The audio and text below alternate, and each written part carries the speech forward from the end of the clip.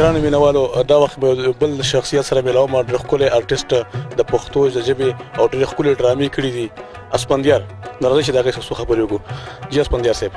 څنګه محسوسوئ تاسو دغه ته راغلي بختۍ کلي ته راغلي خټکو ته نو څنګه محسوسوئ زه ډېر زیات د زړه نه خوشحاله یم والله یو خبره زه تاسو چې ریالټي فل پاکستان دلته دی خو چې دلته داسې سپورټ کې د الله او د هر چا تابعداري دا دنیا غرضي ده هغه دنیا د هغه ده هلته پیله کار پکار دی ته څه وایې په دې کې بالکل صحیح دی او څنګه چې تاسو ډرامه راغلي ډرامه کوئ تاسو دلته لومبي ځل راغلی که مخکې زه دلته ډېر راغلی یم خو لکه دلته زمونږ داسې یو پلار شته چې د تل مرابادي ګوره دوا به کې دړه نه یس سر مائی جج فل ایکشن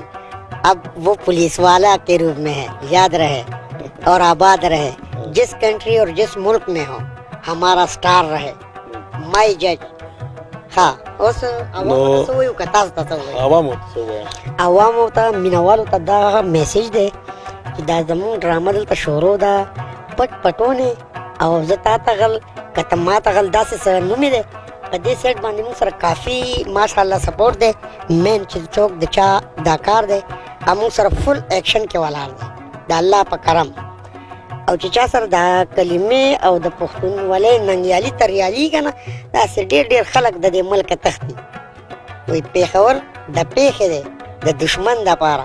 د تېښتې دی د لیونو تورو پېښورو دپاره او چې داسې ګلونه آبادي